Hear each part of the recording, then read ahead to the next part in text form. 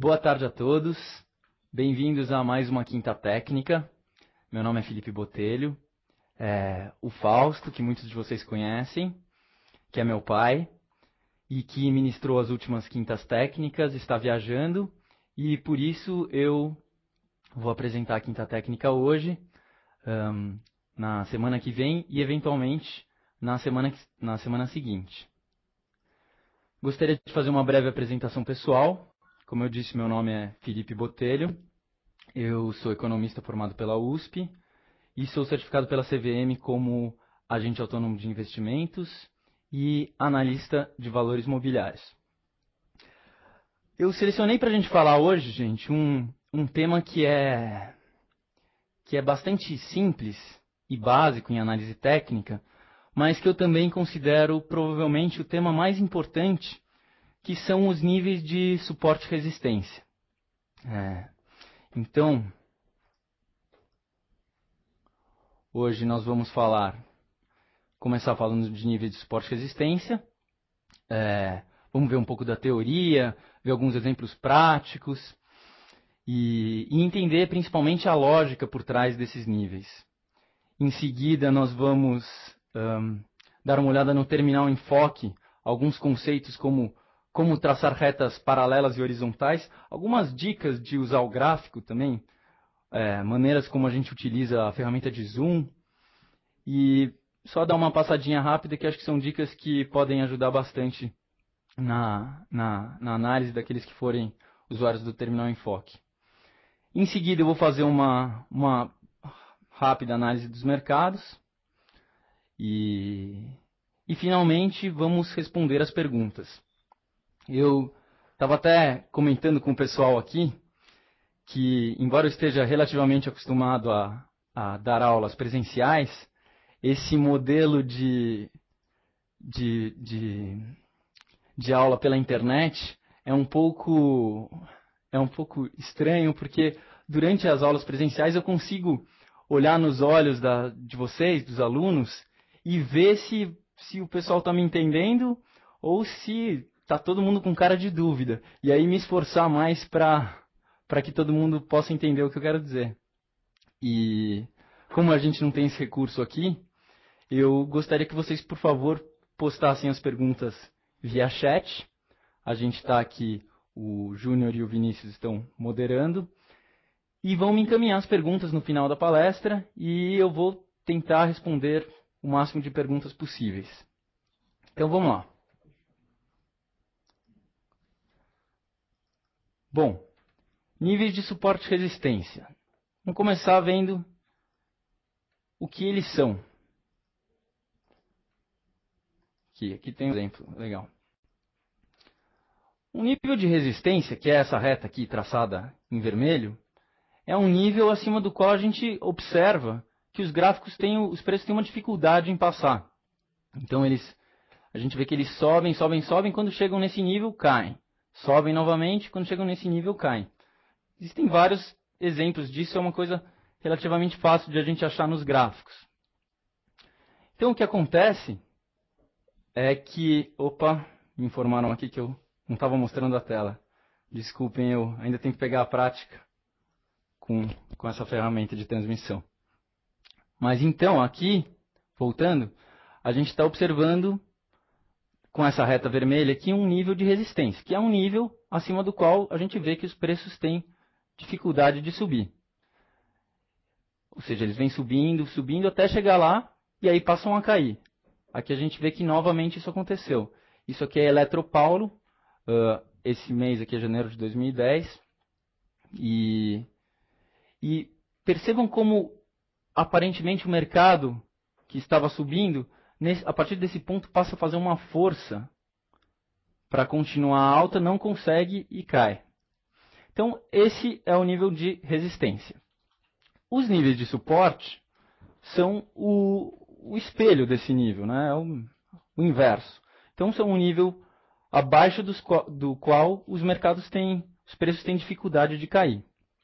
Então, com isso, acabam se formando vários fundos abaixo ou melhor, neste nível, a partir do qual os mercados voltam a subir E também a gente observa acumulações que se dão exatamente acima desse nível. Ou seja, o nível de suporte e resistência, o nível de resistência ocorre quando a gente observa muitos topos no mesmo nível, ou acumulações logo abaixo desse nível. E os níveis de suporte acontecem quando a gente vê muitos fundos em um mesmo nível, ou acumulações logo acima desses níveis. Bom, mas afinal, o que são esses níveis? Por que eles são formados? É bastante interessante que esse é um conceito relativamente simples de a gente entender em análise técnica. Os níveis de suporte e resistência, vou pegar aqui uma tela em branco para a gente usar como lousa. Os níveis de suporte e resistência, eles são níveis que ficam gravados na cabeça dos participantes do mercado. Então, por exemplo, quando a gente tem um topo muito importante, os mercados sobem muito, chegam num determinado nível e a partir daí caem, as pessoas costumam se lembrar de qual é o valor em que isso aconteceu. Então, vamos, para entender por que esses níveis ocorrem, vamos dar uma olhada num exemplo aqui. Digamos que o investidor tivesse comprado esse papel teórico que a gente está olhando aqui, nesse nível. Então ele comprou aqui, os preços começaram a subir, e ele estava feliz da vida, porque estava tendo lucro, etc. Chegou aqui em cima, começou a cair, ele falou, bom, vou continuar comprado, porque acredito que os preços vão continuar subindo, etc. Mas, ao invés disso acontecer, os preços foram caindo, e o lucro que ele tinha se transformou em prejuízo. Essa é uma história fictícia, mas eu já vi acontecer isso muitas vezes, né? As pessoas se lembram exatamente do nível máximo a que seus investimentos chegaram, do quanto elas tinham naquela época. Então elas lembram exatamente também o valor do máximo a que as ações que elas tinham, o preço das ações chegou, e ficam pensando, droga, por que eu não vendi naquele nível? Tava na cara que ia cair. Se chegar de novo lá, eu queria que... se chegar de novo lá, eu liquido.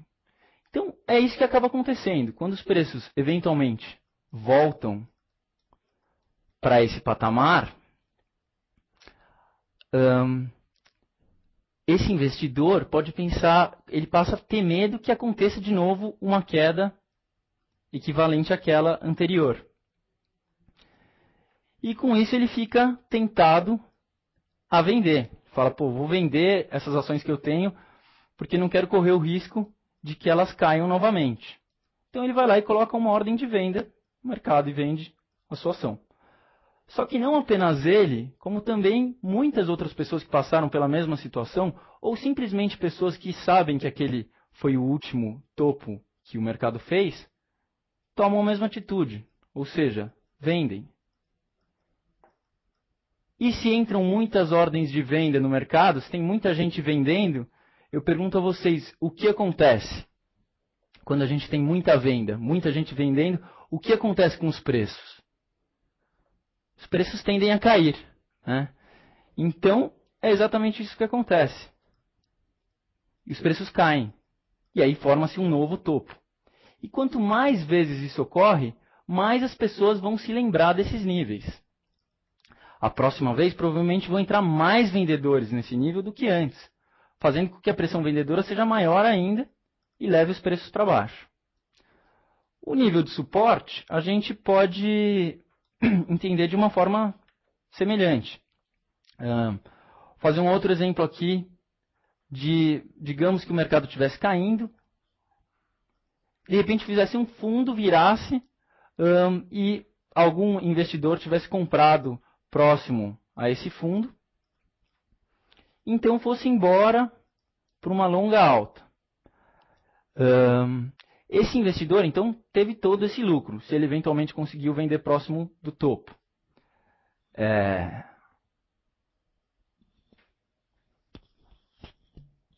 Tá. Parece que a minha webcam está atrapalhando o gráfico aqui. Então, deixa eu tirar a webcam. Pronto. Voltando, o investidor comprou aqui embaixo. Obteve todo esse lucro. E digamos que ele tenha conseguido sair aqui perto do topo. Ele se lembra muito bem desse trade que ele fez, que colocou esse dinheiro, esse lucro no bolso dele.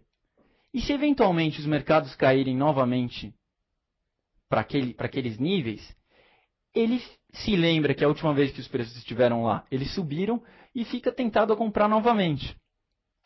Então, o que vai acontecer? Ele vai colocar uma ordem de compra. E não só ele vai fazer isso, como outras pessoas que também estavam na mesma situação dele, vão também comprar. Além dessas pessoas que já tinham tido um lucro com essa posição uma vez, há várias pessoas que, depois que os mercados viraram e começaram a subir, e provavelmente vocês já viram essa conversa, a gente começa a falar, pô, por que eu não comprei naquele fundo? Estava na cara que o mercado ia subir. Pô, mas se voltar de novo lá, eu vendo o carro e compro ações. Muito provavelmente vocês já ouviram esse discurso. E então, é um monte de gente que toma essa atitude e coloca ordens de compra quando os preços voltam para aquele nível. O que faz com que a pressão compradora, que até então estava perdendo a batalha, né, os vendedores estavam ganhando porque estavam fazendo toda essa queda aqui. Mas nesse momento entram vários compradores e eventualmente eles são capazes de virar o jogo, acabar com as ordens de venda que estavam fazendo os preços chegarem até aqui e os preços passam a subir. E aí forma-se um nível de suporte. Por isso, sempre que a gente tem um topo importante ou um fundo importante, você vai ter níveis de suporte e resistência, né? Novamente, o nível de suporte é aquele que está abaixo dos preços, ou seja, um nível que segura os preços, e o nível de resistência é aquele que está acima dos preços, a partir do qual os preços têm dificuldade de passar. Bom, dado que são níveis que ficam na memória dos participantes do mercado, qual o nível que vocês acham que é mais fácil de uma pessoa se lembrar? O nível 247,39 ou o nível 100? 100 é mais fácil. 100 é um número redondo e as pessoas gravam com mais facilidade. Então, números redondos são níveis de suporte e resistência naturais. Até a gente percebe isso, por exemplo, no supermercado, né? O supermercado nunca tenta vender os produtos acima do nível de resistência natural, que são os números redondos. Eles sabem que existe uma resistência para que as pessoas paguem um número redondo, então vendem lá pelos seus 9,99. Colocam a ordem de venda logo abaixo da resistência. Mas isso dos preços redondos, a gente tem alguns exemplos que são incríveis, que eu queria mostrar para vocês, um especificamente, que é aqui, redondos.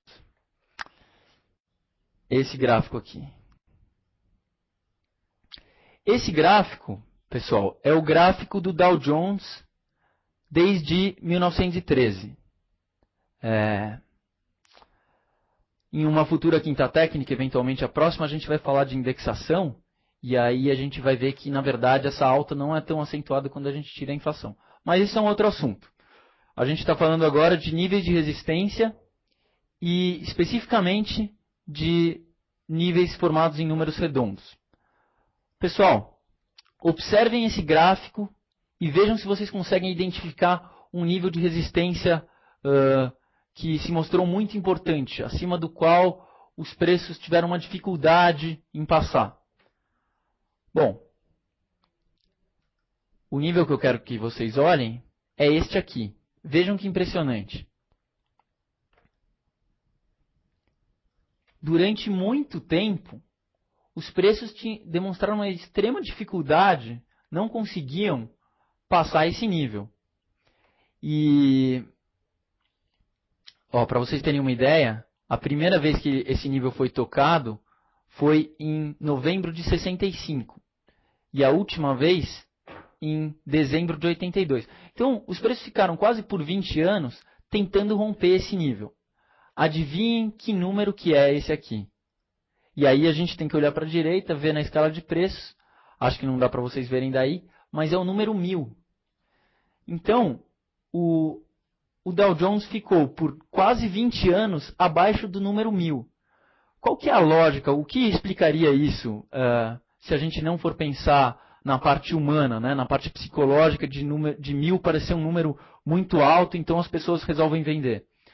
Não tem lógica. Teoricamente não tem nenhum motivo para o número 99,99, ou desculpe, outro exemplo, número 27,1 ser uma resistência menor do que os 1000. Não tem lógica se a gente não pensa na parte psicológica do processo. Mas se a gente para pensar na parte psicológica e para pensar no fato de que são os seres humanos que formam os preços, a gente entende que 1000 é um número que para o ser humano eventualmente parece muito alto. Então os preços passam a ter dificuldade, como a gente observou aí, de passar desse nível. Depois de visto isso, que a gente constatou isso, eu fui dar uma olhada no nível de 100. E vejam que interessante, como o nível de 100 também foi por bastante tempo, é esse nível aqui embaixo, uma resistência muito importante, né? Ok. Bom, agora eu quero falar para vocês do que ocorre com o rompimento desses níveis. O que a gente espera e observa que ocorre nos mercados quando um nível muito importante é rompido é que os preços deslanchem para cima. Então vamos ver o que aconteceu quando esse nível de 1000 foi rompido. De fato, a gente teve uma alta relativa aqui, mas olhando no longo prazo, depois de ficar tanto tempo abaixo desse nível, os preços foram embora e chegaram até os níveis que estão hoje. Hoje a gente teve um exemplo muito claro disso, queria mostrar, que foi, deixa eu ver aqui, foi TIM. Ontem, eu estava fazendo essa apresentação, e eu tinha selecionado o gráfico de TIM, porque eu achei que ele era um exemplo bom de resistência e de suporte. E que os preços estavam muito próximos à resistência. Hoje, essa resistência foi rompida. E vejam a alta forte que os preços tiveram a partir do rompimento dessa resistência. Então, esse é um exemplo de livro didático de rompimento, né? Era uma resistência importante, a partir da qual os preços uma vez caíram 20%, caíram 20% duas vezes que tocaram esse nível. Aqui a gente vejam, isso é importante, que estou dando um zoom aqui, ao tocar esse nível, a gente vê que o gráfico sentiu o nível. O gráfico está nos mostrando, essa resistência existe. E uma vez rompido, os gráficos deslancharam para cima. Bom, por que isso acontece de um nível quando é rompido ser... a partir do momento que os preços rompem uma resistência, eles sobem muito? A gente vai ver mais para frente uns slides que o meu pai preparou que são bem explicativos a respeito disso. Mas uma coisa que a gente pode pensar é que, poxa, esses preços estavam abaixo desse nível há um bom tempo. As pessoas estavam desacreditadas nesse papel e tinham medo desse nível. Então, sempre que chegava aqui, as pessoas vendiam.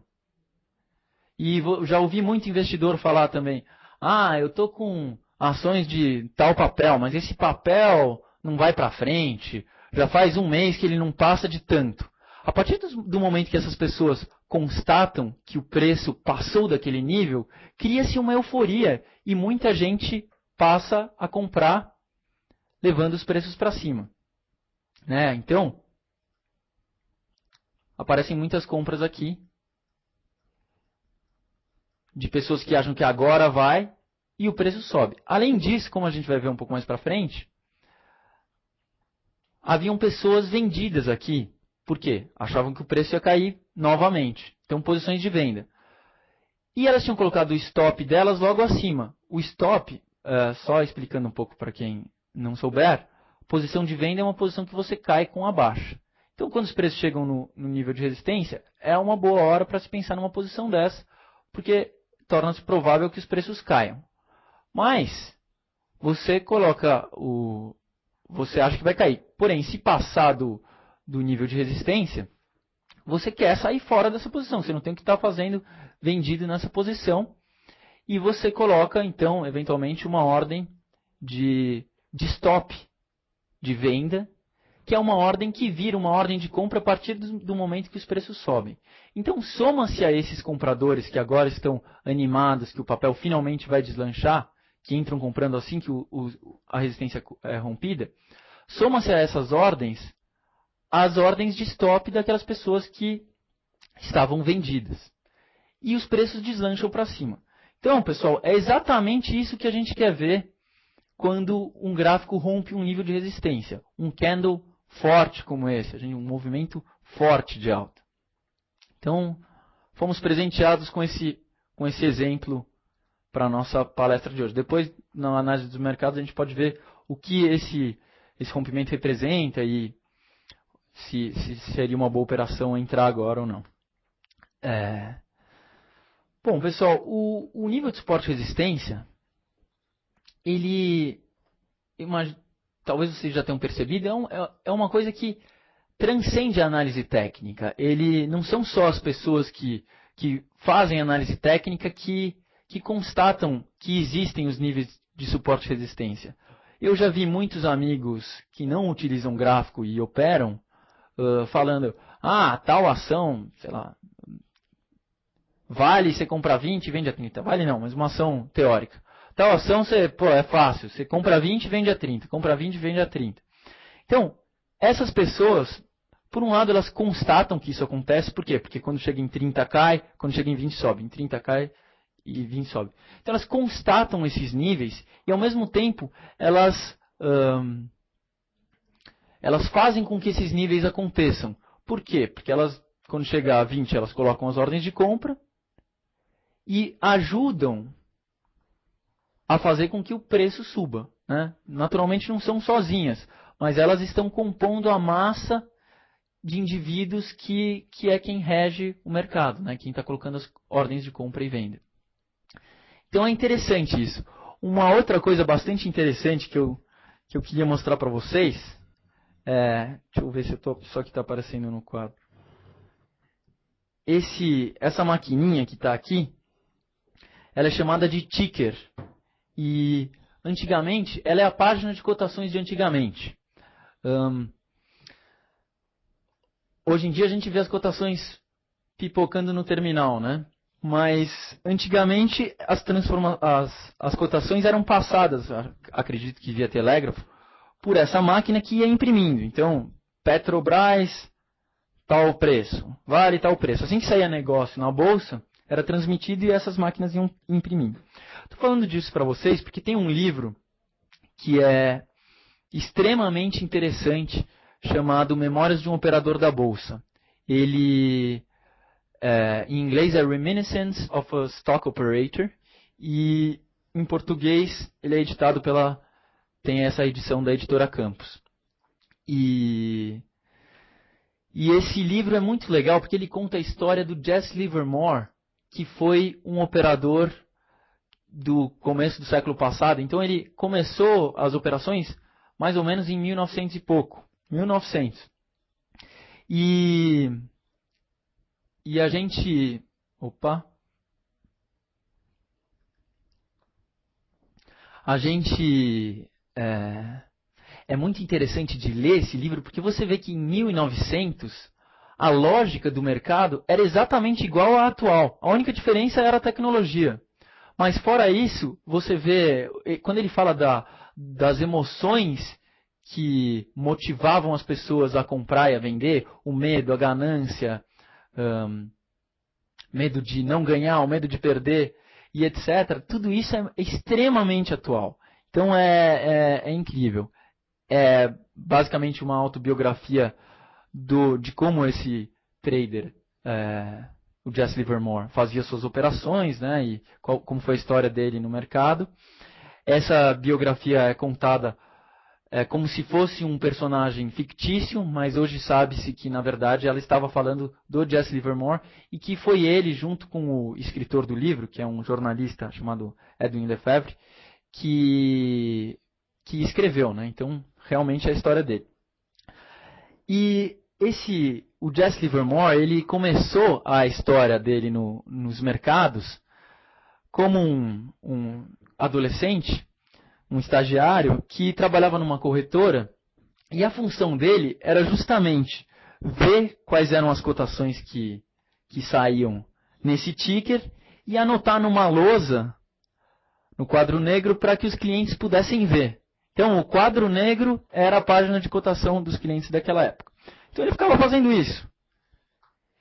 E como ele era uma pessoa aparentemente muito rápida e inteligente e com facilidade para matemática, ele começou a constatar que esses preços que ele pegava não sabia nem de que empresas eram. Esses preços que ele pegava e passava para a lousa, não sei se não sabia quais empresas eram, mas ele, enfim, não sabia os fundamentos, etc. Era um adolescente. Ele começou a observar que esses preços repetiam padrões de comportamento. E começou a adivinhar o futuro dos preços a partir simplesmente desses padrões que ele observava. E um padrão que ele não fala muito nesse livro quais eram os padrões que ele via, mas um que ele fala com bastante clareza é justamente de quando os preços rompiam um nível importante que eles tinham dificuldade para romper, especificamente quando esse nível era um número redondo como 1000, por exemplo. Ele tinha observado que quando uma ação de repente passava de um número redondo, ela costumava ter, enfim, um movimento forte de alta. Então ele considerava uma boa hora para entrar comprado quando esses níveis fossem rompidos. Então eu acho extremamente interessante isso, porque ele estava fazendo análise técnica sem saber que isso futuramente seria chamado de análise técnica e sem o auxílio dos gráficos, né? É como se ele estivesse construindo o gráfico na própria cabeça. Então acho bem legal e por isso é uma coisa que a gente vê desde 1900 já acontecia. Bom, agora eu vou mostrar para vocês aqueles slides. Para isso eu vou ter que aumentar a tela aqui.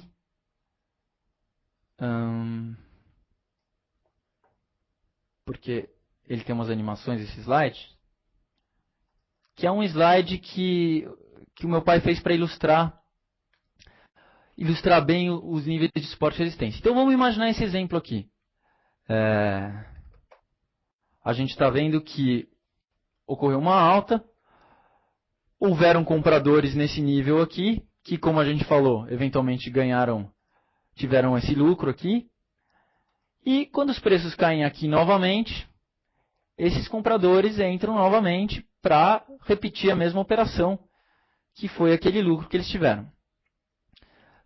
Não só eles, como novos investidores, operadores, que viram que se lembram, ou estão vendo o gráfico, ou simplesmente se lembram, que este foi o último fundo. Então eles falam, bom, se foi um fundo uma vez, eventualmente vai ser de novo, vamos comprar para ver se os preços sobem. E comprando eles fazem com que o preço suba. Quanto mais vezes esse nível é tocado e ele funciona, quanto mais fundos a gente tem nesse nível, mais compradores aparecem para comprar novamente quando o nível é tocado. Então esse nível vai ficando cada vez mais importante, mais forte. Agora, vamos imaginar que quem comprou aqui, comprou por quê? Porque está achando que os preços vão subir. Só que se os preços eventualmente caírem, ou seja, se houver vendedores suficientes para acabar com todas essas ordens de compra e irem para baixo, então eles não querem mais estar nessa posição. Eles compram aqui porque acham que o preço vai subir e colocam uma ordem de stop, que é uma ordem que vai liquidar a posição deles, logo abaixo desse nível de resistência.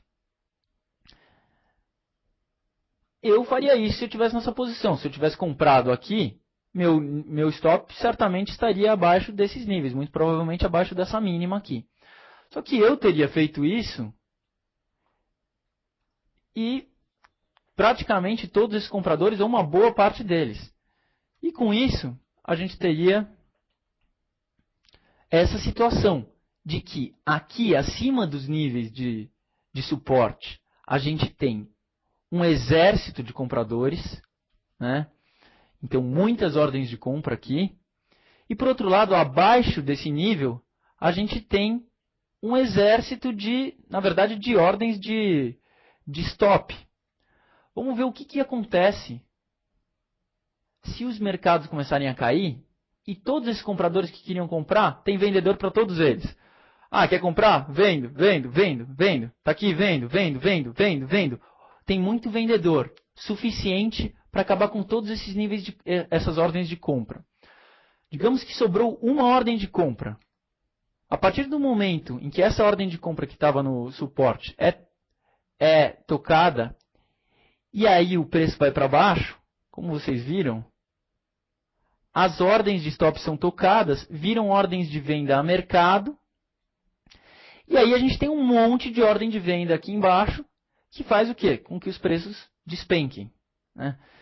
E no nível de resistência é exatamente a mesma coisa que a gente pode esperar. Então, rompimento de um nível de suporte tende a fazer com que os preços despenquem. E o rompimento de um nível de resistência tende a fazer com que os preços subam vertiginosamente. Ok, vamos voltar aqui para a apresentação com zoom.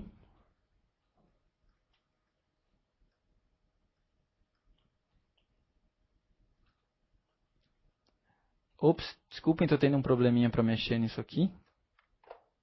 Nesse software de transmissão, acredito que agora está resolvido. Ok. Agora apareceu, né, o gráfico. Legal. Bom, pessoal, uma coisa importante da gente observar é que uma vez rompido um nível de resistência e que os preços vão acima dele, como a gente pode ver, esse topo aqui era um nível de resistência. Foi rompido e, de fato, a gente teve uma alta muito forte e esse nível ficou para trás. Só que ele continua na memória dos participantes do mercado. Aqui é vivo, o nível é de 180. E a gente está falando, isso aqui é em 2000. Então, após esse rompimento dos 180, as pessoas continuam se lembrando desse nível. Só que a partir daí ele vira um nível de suporte. Então vejam que interessante. O nível que era um topo foi rompido, depois o mercado volta para esse nível e faz um fundo exatamente naquele ponto. E depois esse nível é rompido de novo, agora ele deixa de ser um suporte, que ele estava sendo nesse momento, ele estava sendo um suporte, e vira uma resistência. A gente tem dois exemplos muito legais e recentes disso que a gente chama de inversão de polaridade. Que são, deixa eu abrir um gráfico novo. Aqui. Tanto o Dow Jones, indexado pelo CPI, vejam que impressionante. Esse é aquele mesmo gráfico que a gente tinha visto do Dow Jones, só que agora é indexado, essa é a inflação. Esse nível, que tinha sido um topo importantíssimo, a partir do qual os preços caíram 75% em valores reais, foi rompido aqui, e esse topo que ocorreu em 66, ele foi rompido em outubro de 95. E no auge da crise recente que a gente teve, os preços tocaram exatamente este nível e viraram de direção, passaram a subir. Então, ou seja, era uma resistência que se transformou num suporte, né? Vejam aqui, ó, 2 candles de indefinição, como vocês viram, como a gente viu na quinta técnica passada. Depois de um auge da crise, a gente tem 2 candles de indefinição, 2 candles curtos, né? E um candle que nos demonstrou força dos comprados exatamente nesse nível de suporte. Então, pessoal, quando a gente vê um nível de suporte, é bom, isso é uma coisa importante também, você imagina que esse nível vá fazer alguma influência no gráfico. Mas a gente não sai comprando só porque chegou no suporte, né? Porque, está no suporte, então vai subir necessariamente. Não. A gente espera que o mercado nos mostre que ele está sentindo suporte nesse nível, para aí sim, e dar uma indicação de que os comprados, com a força que eles ganharam no nível de suporte, vão virar o jogo, para aí sim comprar. Tá? Porque, por exemplo, aqui, ok, estava se sentindo, veja como a resistência estava sendo sentida, mas ela foi rompida para cima, né? Então a gente tem que, antes de mais nada, ao invés de você falar para o gráfico, existe um nível de suporte aí, vou comprar porque está chegando num nível de suporte muito importante, não. Você espera que o mercado vá demonstrar que esse nível existe. Como é que ele vai demonstrar isso? Ele vai chegar lá e vai sentir uma dificuldade em continuar a trajetória de baixa que ele via fazendo. E eventualmente vai te dar um candle, uma formação de candle de reversão. É nessas horas que a gente tem que estar de olho nas formações de candle, nos rompimentos de reta de tendência, como a gente vai ver mais para frente. Eu queria até dividir com vocês uma experiência que foi bastante legal para mim. Quando comecei a trabalhar com o meu pai em 2007, me formei em economia em 2006. E logo no início de 2007 comecei a trabalhar com meu pai. Eu já tinha tido experiência alguma experiência no mercado financeiro e, enfim, fiz faculdade de economia e então tinha alguma noção de mercado. E já tinha ouvido falar de análise técnica, acho que desde que eu nasci meu pai fala de análise técnica. Mas eu nunca tinha colocado em prática, né? E até porque no curso de economia, pelo menos na época que eu fiz, não se falava nunca, nenhum professor me falou nada a respeito de análise técnica. Né? A gente sabe que é uma matéria ainda muito pouco explorada pelo meio acadêmico. E também onde eu tinha trabalhado, que era a equipe econômica, os meus chefes a gente era uma equipe fundamentalista. Né? Então eu tinha tido mais contato com análise de cenário, etc. Então, finalmente, eu estava tendo contato com análise técnica. Tinha aprendido esses conceitos que eu estou passando para vocês com meu pai.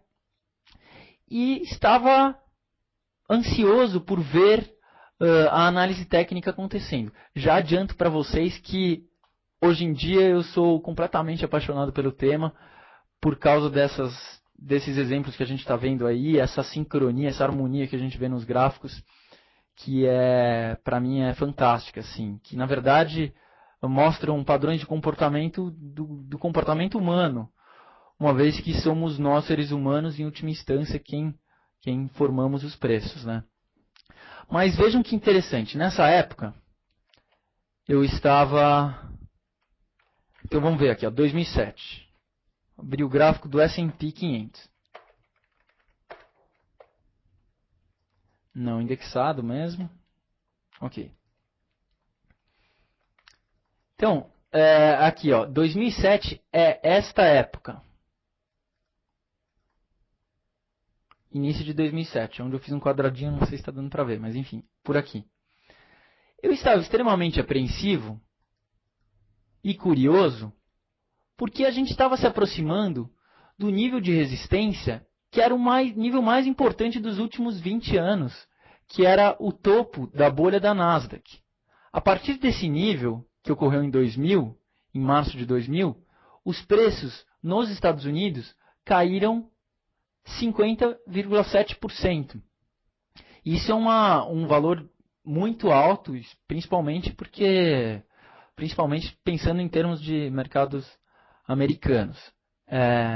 Então, eu vou colocar milimetricamente, porque eu sei que esse nível funcionou. Ó, pessoal, quando eu vou traçar um nível de resistência, pensando em termos de candle, eu dou muito valor para o corpo real. Mas se é um nível tão importante quanto esse, eu, para ter uma resposta mais garantida, coloco o nível exatamente na máxima dos candles, porque só a partir do rompimento dessa máxima, e um rompimento claro, é que eu me sentiria confortável, digamos, para comprar um papel como esse. Então, eu coloquei aqui, estou mexendo com o zoom, e vou esticar essa reta para vocês verem o que aconteceu quando os níveis chegaram lá.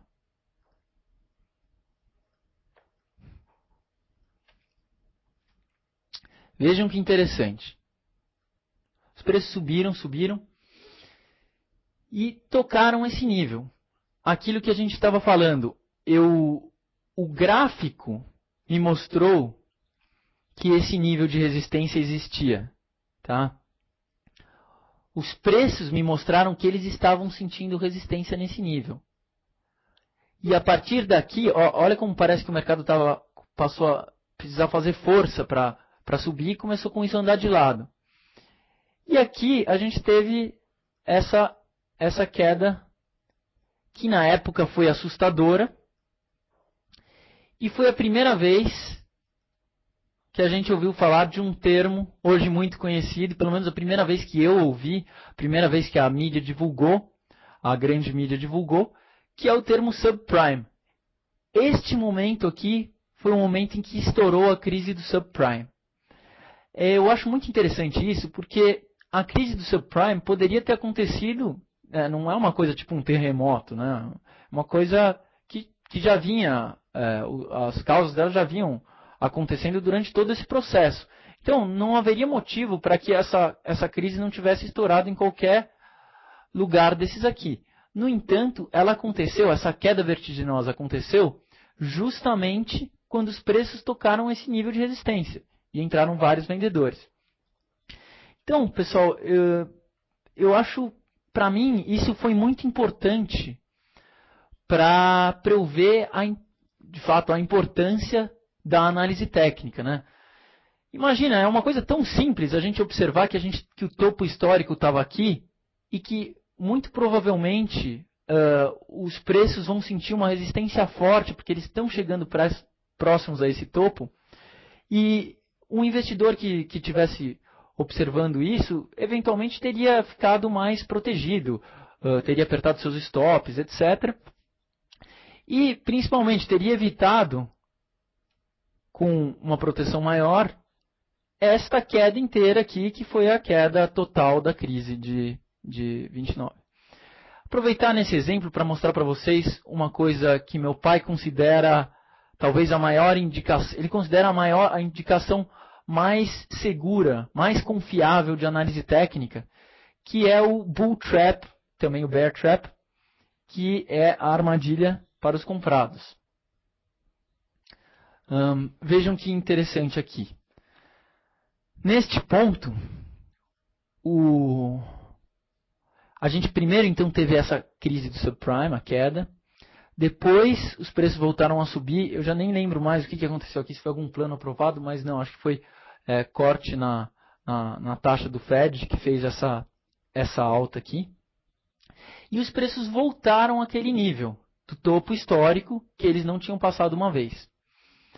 E tentaram, ou aparentemente haviam rompido esse nível. Né? Tá vendo? Estão vendo? Aqui é um candle relativamente forte, né? Um candle relativamente longo, fechando na máxima do dia, demonstrando força dos comprados. Bom, nesse momento, o que a gente espera? Que os compradores fiquem animados e comecem a entrar, porque o nível foi rompido. Que quem estava vendido seja estopado. Então, o que a gente espera, como a gente já viu, é desculpem, é uma forte entrada de compradores. E fazendo com que com isso os preços subissem. Vejam que interessante, esse candle desse dia, vou tentar aproximar mais para ficar mais claro para vocês.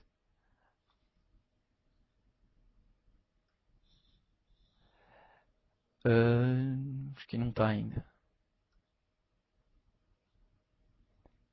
A ferramenta deu uma complicada aqui. Aí pronto. Vejam que neste dia aqui, os preços chegaram, esse candle chegou a ficar um candle branco. Tá atrapalhando a minha janela. Estou sendo informado aqui pelo Júnior que a minha janela está na frente. Então, vamos lá. Este dia aqui, vejam que interessante. O candle estava um candle branco fechando na máxima do dia. Eu lembro que um amigo meu me contou que ele, nesse dia, comprou, estava assistindo o Bloomberg, deu uma dormidinha de 15 minutos, e quando acordou, os preços tinham revertido e voltado, quando ele estava vendo praticamente para baixo do nível de resistência novamente. Então, quando isso acontece, a gente chama isso, quando os preços rompem e depois desrompem uma resistência, a gente chama isso de armadilha para os comprados, tá? Em inglês, bull trap. Bull por causa do touro que chifra para cima, então representa os comprados, né? E, como vocês sabem, o bear, o urso, representa o urso representa os vendidos. Só um minuto, por favor. Perdão. Então, voltando. Então, nesse dia a gente teve uma armadilha para os comprados. Qual é o sinal que o gráfico nos dá a partir daqui? Bom, se os preços romperam, é a hora que os comprados estavam com a faca e o queijo na mão. Essa é a hora de fazer com que os preços subissem. Porque você não tinha mais aqueles vendedores todos que ficam no nível de resistência. E, além disso, tinham a ajuda das ordens de stop dos vendedores que tinham sido estopados. Se nem assim os comprados conseguiram fazer os preços subirem, então isso é sinal de que eles não têm força para levar essa tendência de alta em frente. E, nesse sentido, quem está mais forte claramente é o urso. Então, meu pai considera, e realmente eu tenho constatado isso com as minhas observações também, que quando um nível é rompido e depois ele é desrompido, a gente tem uma ótima indicação de venda, com stop acima do nível do rompimento. Tá? E vejam que bela indicação de venda que foi esta, né? Porque a partir daqui os preços caíram lá 57,6%. Então, essa é a indicação que meu pai considera a mais confiável de análise técnica. Falar aqui rapidamente do pullback também. Muitas vezes acontece de os preços romperem e em seguida caírem novamente e aí encontram suporte na antiga resistência e aí sim vão embora, né? Então, nesse momento, por exemplo, que a gente teve essa estrela da noite aqui, estrela da tarde, e depois esse candle preto, a gente pode ter suspeitado de que o que iria ocorrer era um bull trap, né? O analista olhando isso, ele fica receoso. Mas a hora de vender, caso for um bull trap, é abaixo desta resistência, porque a partir do momento em que ela foi a resistência, né, que era uma resistência, a partir do momento em que ela foi rompida, ela vira um nível de suporte. E é muito comum que os preços, após romperem uma resistência, voltem, encontrem suporte nela, às vezes chama-se isso de último ponto da reta, porque depois eles vão embora e por muito tempo não vão voltar a ver essa resistência. Então, aqui também pode ser, eventualmente, um ótimo ponto de compra em um rompimento, né? Por exemplo, aqui a gente podia ter traçado essa retinha de tendência de baixa. Quando os preços chegaram no suporte, né, na antiga resistência, agora suporte, a gente observou que eles deixaram candles de indefinição. Se o urso estava ganhando e ficou indefinido, aqui onde é um suporte agora, né? Ou seja, na casa do touro, na casa dos compradores, onde há muitas ordens de compra, níveis de suporte, o urso que estava vencendo não pode ficar indefinido num nível de suporte. Então ele não pode deixar esses candles aqui, essas estrelinhas da manhã. Se a gente observou que isso aconteceu e depois essa pequena reta de tendência foi rompida, aí sim a gente tem uma boa indicação de compra. E nesse caso, por exemplo, a gente poderia ter projetado esta perna inteira aqui para cima. Teria comprado aqui e o stop, onde a gente teria colocado, nesse caso, logo abaixo do suporte, né? E aonde? Logo abaixo das mínimas desses candles aqui. Bom, então, pessoal, os níveis de suporte e resistência são extremamente importantes, e aí eu citei três coisas que são importantes deles. Para o trade, a hora de comprar e vender, a colocação de stops, que a gente sempre vai colocar, se a gente for comprar uma ação, a gente vai procurar um suporte para colocar abaixo dele o nosso stop, e projeção de objetivos. Porque se a gente acha que um ativo vai subir, e a gente projeta ele para um determinado nível por algum motivo, por exemplo, a projeção de uma formação, e é um nível, digamos, 31,2, eventualmente você fala, bom, eu não vou projetar para 31,2, porque eu acho melhor projetar para 30, que é um número redondo, e que provavelmente vai gerar resistência. Ou ainda, você fala, vou projetar para 30, mas aí você olha para a esquerda e vê que tinha um outro nível muito importante, que estava a 28, você então projeta 28. Quando a gente, em termos de estratégias operacionais, né, como os suportes podem ajudar e resistência no nosso trade, há basicamente 3 estratégias. Uma é comprar quando a resistência for rompida, porque como a gente viu, isso costuma fazer com que os preços subam com força. E a mesma coisa em relação ao suporte, ou seja, vender no rompimento do suporte. A outra é comprar próximo a um suporte, né? Quando a gente vê que o suporte está indicando que ele vai funcionar, a gente compra. Outra, vender próximo à resistência. Essas estratégias são muito boas porque a gente geralmente tem um stop curto. E, finalmente, comprar após uma armadilha para os vendidos, ou seja, após um nível o rompimento. Quando o mercado rompe um nível de suporte e em seguida rompe para cima, a gente tem uma indicação clara de compra. E a mesma coisa após a armadilha para os comprados, quando um topo é rompido. Então vamos ver rapidamente uns exemplos aqui. Resistência. Quando os preços chegaram aqui novamente, eventualmente eles deram uma boa indicação de venda. Aqui a gente tinha essa resistência, mas a gente vai esperar para ver se o mercado vai sentir essa resistência, se ela vai ser forte o suficiente para fazer com que os preços parem nesse nível. Como a gente viu aqui, eles não pararam, eles romperam, fechou na máxima do dia, então pode ter sido uma boa indicação de compra. Nesse caso aqui, muito dificilmente a gente teria comprado, porque a gente ia colocar o suporte, o stop aonde? A gente gosta de colocar o suporte abaixo do primeiro fundo, né, que é uma resistência, é um suporte mais confiável. Nesse caso, pelo menos para a forma como eu opero, o stop estaria muito longe, provavelmente. Então, não sei se teria comprado nesse caso. Mas, teria que medir a distância do stop para onde eu estivesse projetando essa alta. Mas, enfim, é um rompimento claro e a indicação é de compra, né? A indicação é de que os preços vão subir. Aqui em cima, formou-se um nível de suporte, né, a partir desse fundo, e ocorreu um rompimento. Nesse caso, há duas opções. Ou vender logo após o rompimento, ou, agora que a gente está vendo posteriormente, fica mais fácil. A gente vê que, de fato, ocorreu um pullback.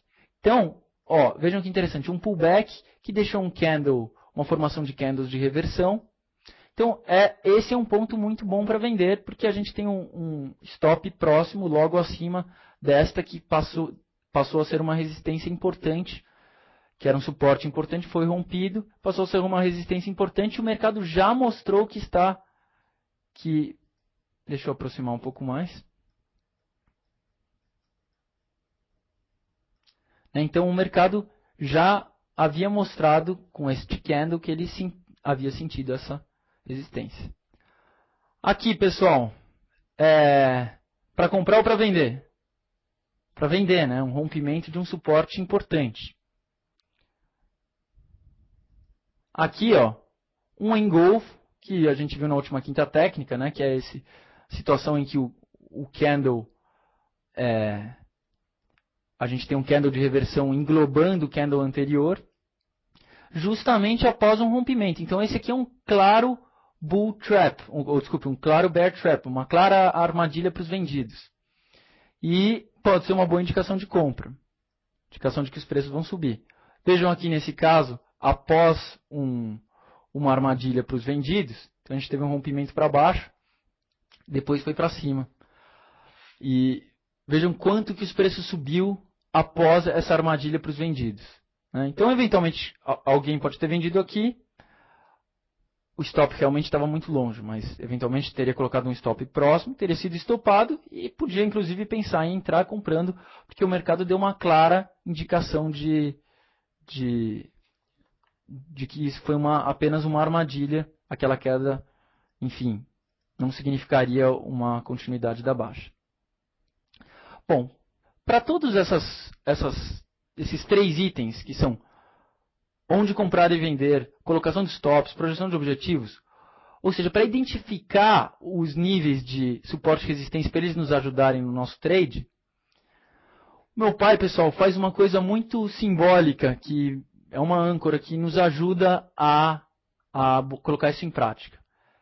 Você vai olhar um gráfico, vai projetar, vai comprar, vai colocar stops, projetar objetivo, sempre olhar à esquerda, porque olhando à esquerda a gente pode ver se há topos e fundos importantes que a gente eventualmente não tinha percebido. Então deixa eu ver se eu me lembro qual que era um nível. Acho que é aqui, ó. É um desse TRPL4. Vamos lá. Ops, me avisaram para colocar o gráfico aqui. Então já estamos voltando.